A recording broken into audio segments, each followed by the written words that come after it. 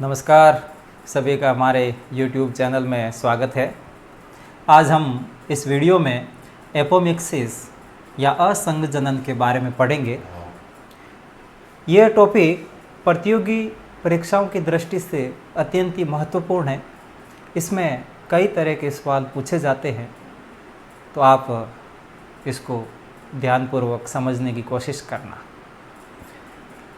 Apomixis शब्द दो शब्दों से मिलकर के बना है। इसमें पहला शब्द आ गया एपो। एपो का मतलब होता है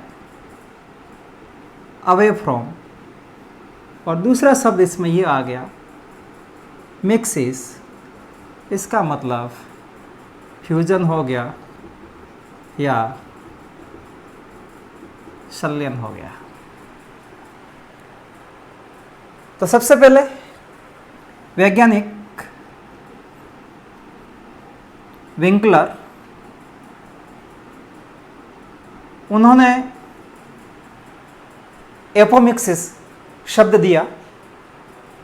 उन्होंने एपोमिक्सिस को इस प्रकार परिभाषित किया। नॉर्मली प्लांट में सेक्सुअल रिप्रोडक्शन होता है, लैंगिक जनन होता है, और लैंगिक जनन है तो उसमें मियोसिस यानी अर्धसूत्री विभाजन और फर्टिलाइजेशन यानी निषेचन की क्रिया संपन्न होती है। परंतु यहाँ पर जो सेक्सुअल रिप्रोडक्शन है, जो लैंगिक जनन है, इसका ऐसे विधि द्वारा प्रतिस्थापन जिसमें अर्धसूत्री विभाजन और निषेचन की क्रिया नहीं होती है, तो वह जनन असंघजनन या एपोमिक्सिस कहलाएगा।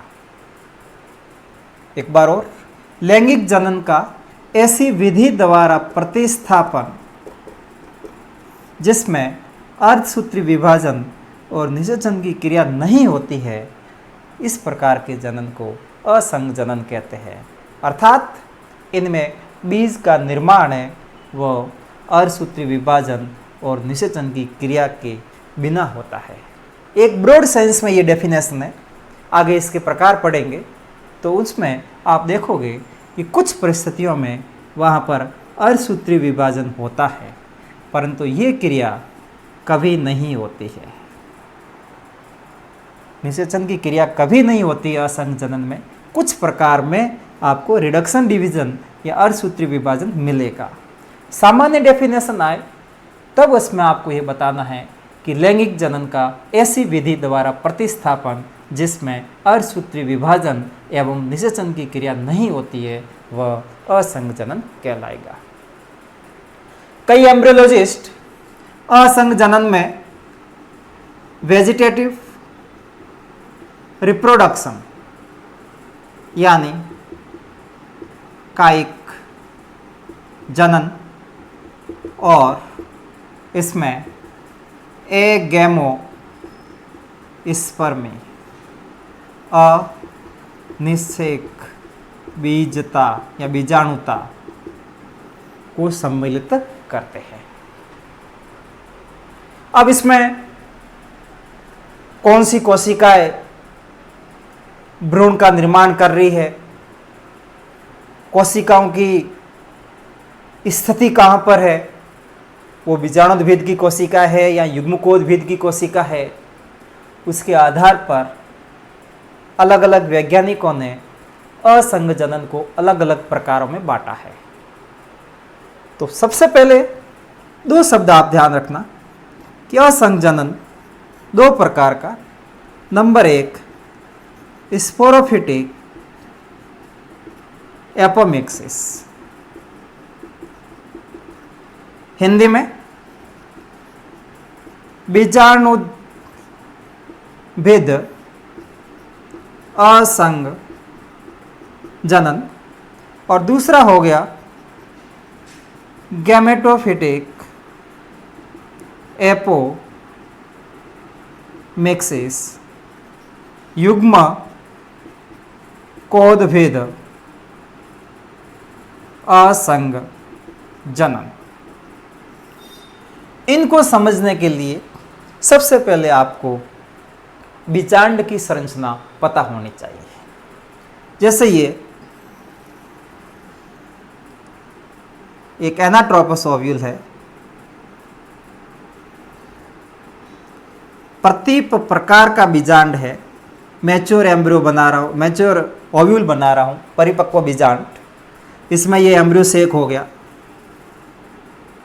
भ्रूणकोश पॉलीगोनम टाइप में, यहाँ पर 3 कोशिका, प्रतिमुखी कोशिका है, यहाँ एक अंड कोशिका, 2 सहायक कोशिका, और यहाँ पर बीच में सेकेंडरी न्यूक्लियस है, और ये बड़ी कोशिका, इस कोशिका को सेंट्रल सेल कहते हैं, केंद्रीय कोशिका कहते हैं। तो यहाँ पर स्पोरोफिटिक एपोमिक्सिस में क्या होगा कि भ्रूण का निर्माण, जिसमें फर्टिलाइजेशन नहीं हो रहा है, मियोसिस नहीं हो रहा है, और वो भ्रूण का निर्माण, ये वाली कोशिका, इसको न्यूसेलस कहते हैं। कैसी कोशिका है? द्विगुणित कोशिका। ये कोशिका, इसको इंटेगुमेंट्स या अध्यावरण कहते हैं। यह भी कैसी है? द्विगुणित कोशिका। यदि भ्रूण का निर्माण बीजाणुद्भिद ऊतक की कोशिका है, या तो बीजांड का है या फिर अध्यावरण, इन द्विगुणित कोशिकाओं से भ्रूण का निर्माण हो जिसमें ये घटनाएं घटित नहीं हो रही है, तो इस प्रकार के असंग जनन को बीजाणुद्भिद असंग जनन कहते हैं। दूसरा गैमेटोफिटिक एपोमिक्सिस। तो सबसे पहले आप मुझे ये बताइए कि यहां पर गैमेटोफाइट कौन सा है।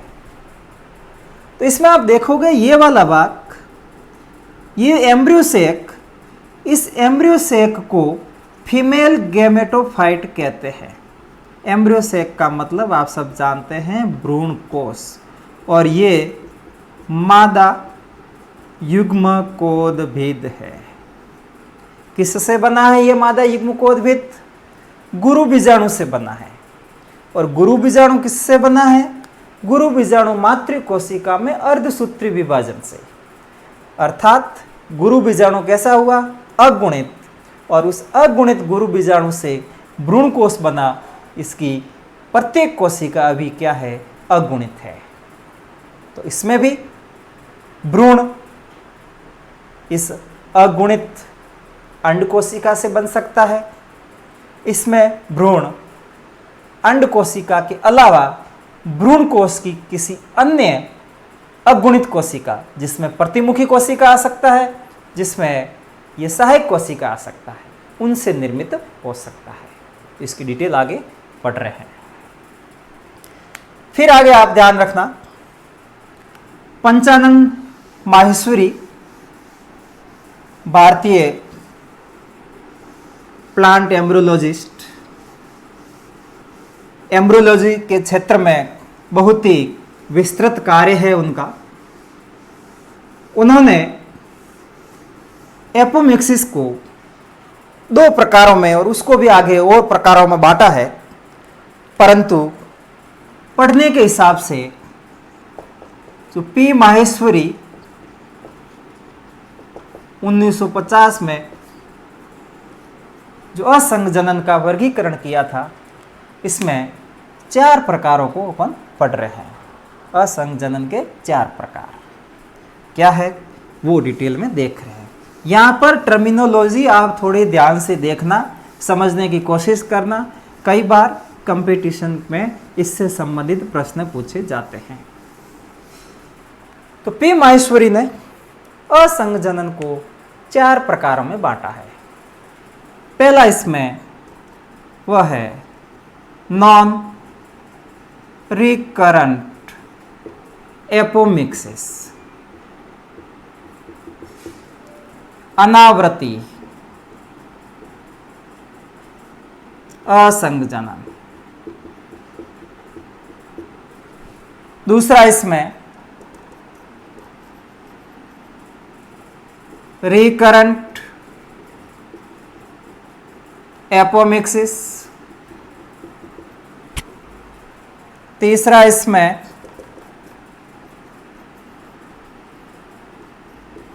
एडवेंटिव एम्ब्रियोनी अपस्थानिक भ्रूणता, ये पुनरावर्ती असंग जनन हो गया। और चौथा इसमें वेजिटेटिव एपोमिक्सिस, इसको कायिक असंग जनन कहते हैं।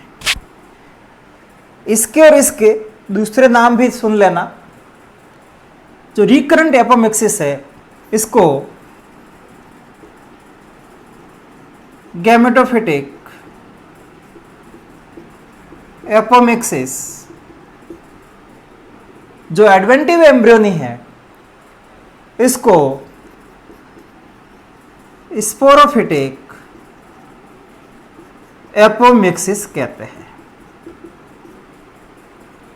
अब इन सबको एक डायग्राम के द्वारा समझाने की कोशिश कर रहा हूं मैं। तो वापस यहां पर मैं बीजांड का डायग्राम बना रहा हूं।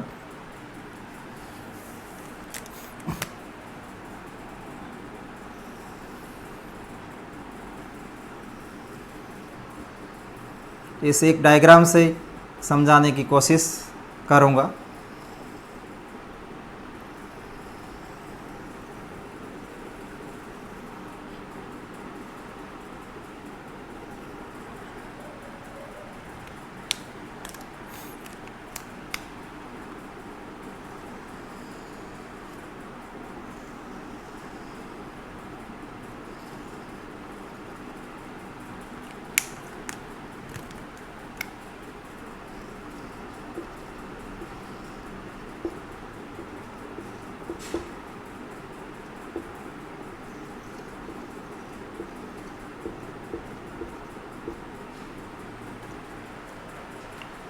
नाम आपको पता ही है। ये वाला भाग कौन सा हो गया? ये बीजांड व्रंत है। तो इसकी डिटेल अभी यहाँ आपको नहीं पढ़नी है। अभी इससे संबंधित मैं भागों के नाम लिख रहा हूँ। तो यहाँ वाला भाग बीजांडकाय, ये वाला भाग अध्यावरण, ये वाला भाग भ्रूणकोश, ये सहायक कोशिका, ये अंड कोशिका और ये तीनों प्रतिमुखी कोशिका है। अब इनको एक एक को देख रहे हैं। सबसे पहला नॉन रिकरेंट एपोमिक्सिस या अनावृति असंग जनन। इसमें क्या होगा कि बीजांड में मेगास्पोर मदर सेल, हिंदी में कहते हैं इसको गुरु बीजाणु मातृकोशिका। गुणसूत्रों की दृष्टि से कैसी है ये? इसकी प्लॉइडी कैसी है? द्विगुणित है। इस कोशिका में क्या होगा? मियोसिस होगा। इसको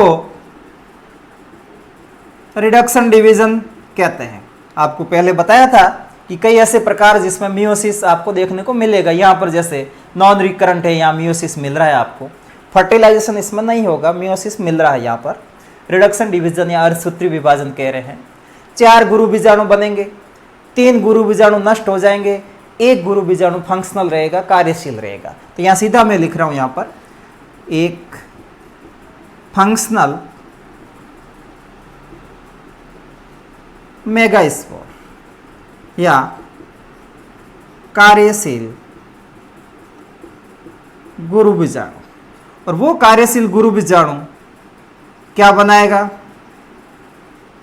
एम्ब्रियोसेक या भ्रूणकोश बनाएगा। ये संरचना बनेगी उस गुरु बीजाणु से।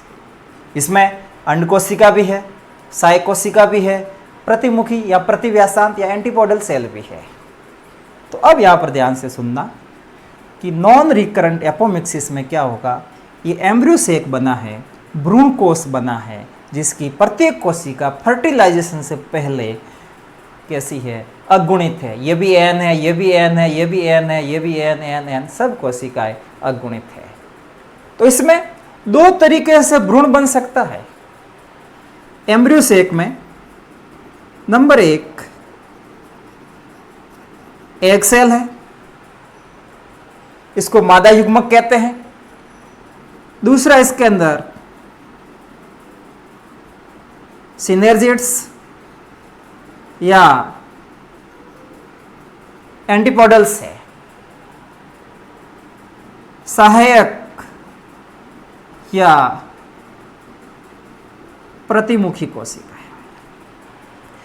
यदि भ्रूण का निर्माण अगुणित एक सेल से सीधे ही हो जाता है, फर्टिलाइजेशन की क्रिया नहीं हो रही है, यहां पर एम्ब्रियो या भ्रूण बन गया, तो इस घटना को, जो अगुणित कोशिका है, इस अगुणित कोशिका से क्या बन रहा है? भ्रूण बन रहा है। तो इस घटना को हैप्लॉइड पार्थेनोजेनेसिस कहते हैं। शब्द ध्यान रखना यहां पर, हैप्लॉइड पार्थेनोजेनेसिस, अगुणित अनिच्छेक जनन, बिना निषेचन की क्रिया के भ्रूण बन रहा है। किससे? अगुणित अंड कोशिका से। तो यह कहलाएगा हैप्लॉइड पार्थेनोजेनेसिस। दूसरा, इससे भ्रूण नहीं बना, माना कि इन कोशिकाओं से या इन कोशिकाओं से बन गया। कौन सी? सहायक या प्रतिमुखी कोशिकाओं से। ये कोशिकाएं भी कैसी है? अगुणित है। किसकी है ये कोशिका? भ्रूणकोश की है। तो भ्रूणकोश में अंड कोशिका के अतिरिक्त अन्य अगुणित कोशिकाओं से, यानी सहायक कोशिका या प्रतिमुखी कोशिकाओं से भ्रूण बन रहा है। यहां पर यह भ्रूण बन रहा है, तो इसको हैप्लॉइड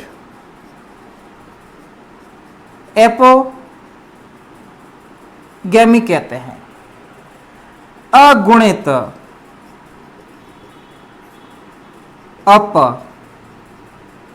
अपयुग्मन। तो ये प्रकार इसमें आएगा नॉन रिकरेंट एपोमिक्सिस में। एक बार और सुन लेना, मेगास्पोर मदर सेल में रिडक्शन डिवीजन होगा, फंक्शनल गुरु बीजाणु, उससे एम्ब्रियोसेक बनेगा, जिसकी प्रत्येक कोशिका अभी अगुणित है। उस एम्ब्रियोसेक में अगुणित अंड कोशिका से यदि भ्रूण बन रहा है तो वो हैप्लॉइड पार्थेनोजेनेसिस कहलाएगा, अगुणित अनिच्छेक जनन कहलाएगा। और भ्रूण कोश में अंड कोशिका के अतिरिक्त अन्य अगुणित कोशिकाएं, यानी सहायक कोशिका और प्रतिमुखी कोशिकाओं से भ्रूण बन रहा है, तो उसको अगुणित अपयुग्मन या हैप्लॉइड एपोगैमी कहते हैं। अब दूसरा प्रकार इसका, रिकरेंट एपोमिक्सिस। इसको समझने की कोशिश करना। नॉन रिकरेंट और रिकरेंट दोनों में एम्ब्रियोसेक बनेगा, भ्रूणकोश बनेगा। अब यहां कैसे भ्रूणकोश बनता है उसको यहां देख रहे हैं। फर्टिलाइजेशन यहां नहीं होगा, बिना फर्टिलाइजेशन के, परंतु भ्रूणकोश का निर्माण होगा रिकरेंट में भी।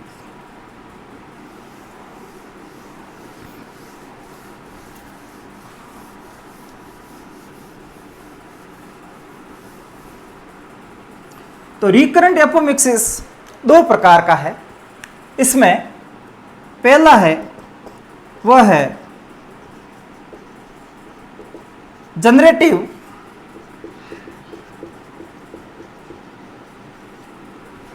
एपोस्पोरी, इसको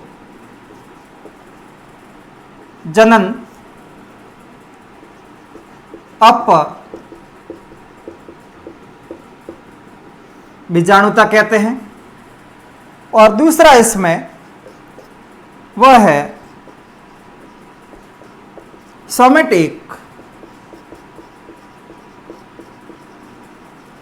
एपोस्पोरी, इसको कायिक अपबीजाणुता कहते हैं। अब सुन लेना, जनरेटिव एपोस्पोरी में क्या होगा। आपको पता है कि ये संरचना गुरु बीजाणु से बनी और गुरु बीजाणु किससे बना, मेगास्पोर मदर सेल से। यानी मेगास्पोर मदर सेल किसका भाग है, आर्किस्पोरियम, यहां प्रपुसत्तक की कोशिका है। तो बीजांड में आर्किस्पोरियम, परसूतक या फिर mega spore mother cell,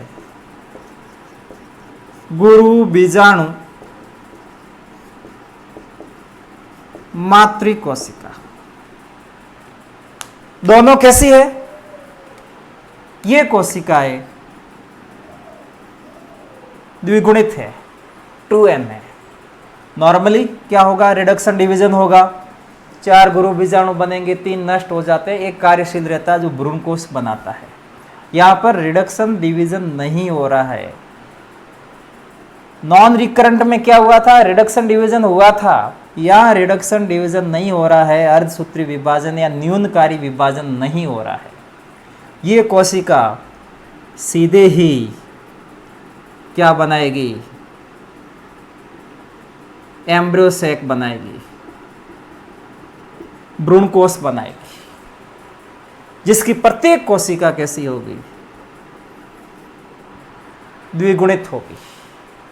reduction division नहीं हुआ है, भ्रूणकोश बन गया है, उस स्थिति में अंड कोशिका भी कैसी होगी, द्विगुणित, सहाय कोशिका भी कैसी होगी, द्विगुणित, प्रतिमुखी कोशिका भी कैसी होगी, द्विगुणित होगी।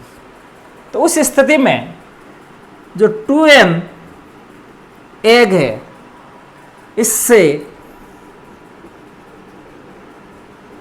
एम्ब्रियो बनेगा, कैसा बनेगा, द्विगुणित बनेगा। नॉन रिकरेंट में क्या बताया था आपको कि एक से जो एम्ब्रियो बन रहा है, अगुणित एक कोशिका से जो एम्ब्रियो बन रहा है उसको हैप्लॉइड पार्थेनोजेनेसिस कहते थे। यहां पर अंड कोशिका कैसी है, द्विगुणित है, इससे एम्ब्रियो बन रहा है, कैसा, द्विगुणित बन रहा है, इसको डिप्लॉइड पार्थेनोजेनेसिस कहते हैं। यह घटना कहलाएगी डिप्लॉइड पार्थेनोजेनेसिस।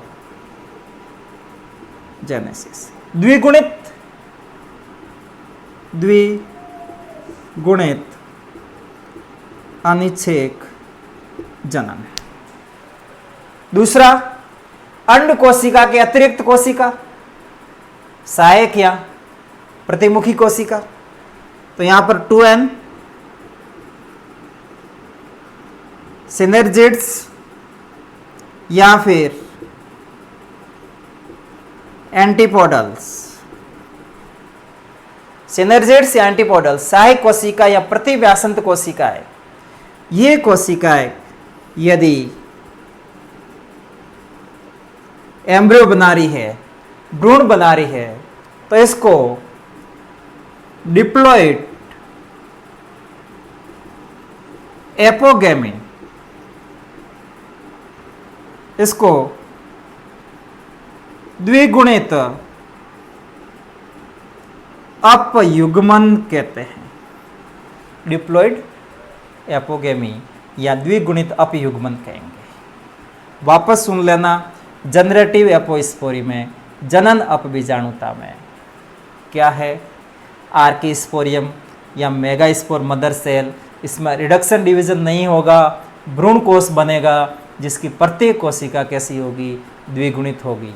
और इस द्विगुणित कोशिका में एग है उससे एम्ब्रियो बन रहा है तो वो द्विगुणित अनिषेक जनन कहलाएगा। और अंड कोशिका के अतिरिक्त अन्य द्विगुणित कोशिकाएं जैसे सिनर्जिड्स या एंटीपोडल्स, सहाय कोशिकाएं या प्रतिमुखी कोशिकाओं से भ्रूण बन रहा है तो उसे डिप्लॉइड एपोगेमी या द्विगुणित अपयुग्मन कहेंगे। फिर आगे ये आ गया सोमेटिक एपोस्पोरी या कायिक अपबीजाणुता। तो इसको थोड़ा सुन लेना सोमेटिक को।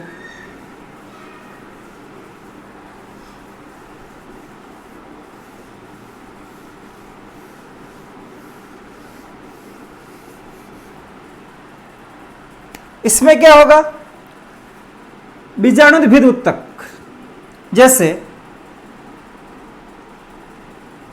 न्यूसेलस, इसको बीजांडकाय कहते हैं, या इंटेग्यूमेंट्स, इनको अध्यावरण कहते हैं।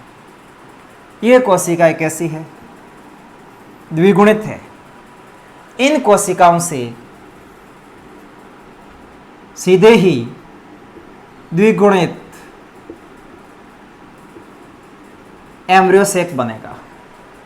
और ये द्विगुणित एम्ब्रियोसेक वही तरीका, अंड कोशिका से भ्रूण बन सकता है, सिनर्जिड से एंटीपोडल से भ्रूण बन सकता है। तो इससे आगे एक या फिर एंटीपोडल्स या फिर सिनर्जिड्स, इनसे एम्ब्रियो का निर्माण होगा।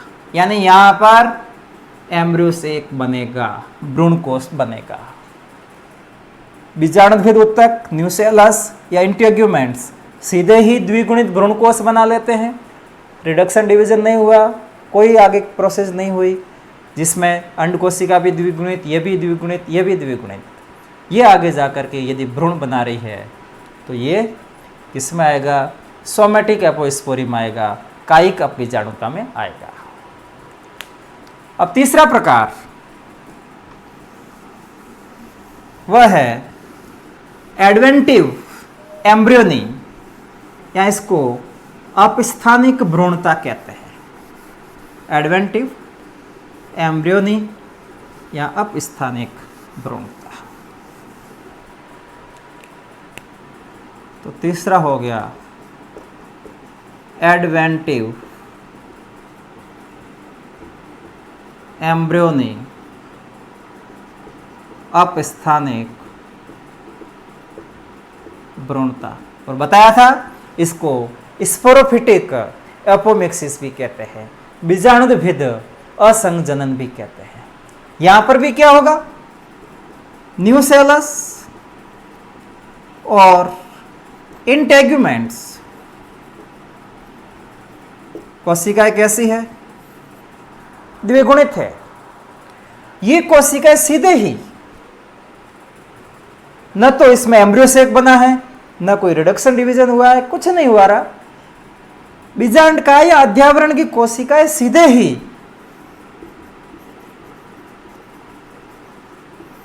क्या बना रही है, भ्रूण बना रही है। इस घटना को एडवेंटिव एम्ब्रियोनी या अपस्थानिक भ्रूणता कहते हैं। और चौथा इसके अंदर वह है वेजिटेटिव एपोमिक्सिस।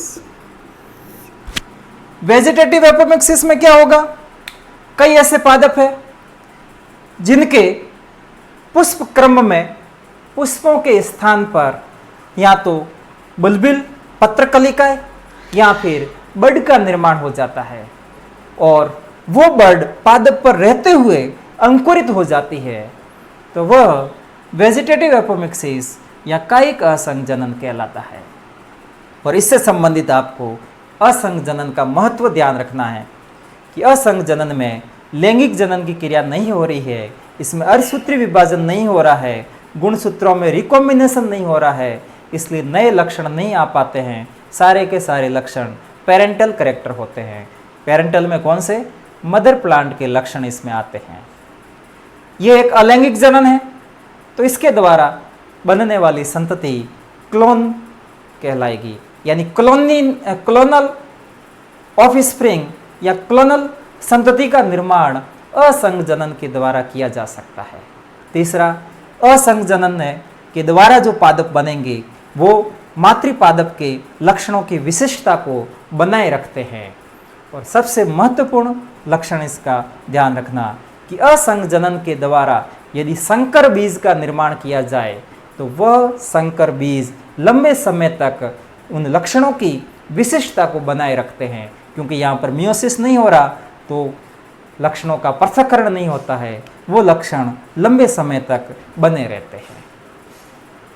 तो आज इस वीडियो में असंग जनन के बारे में पढ़ा। धन्यवाद सभी को।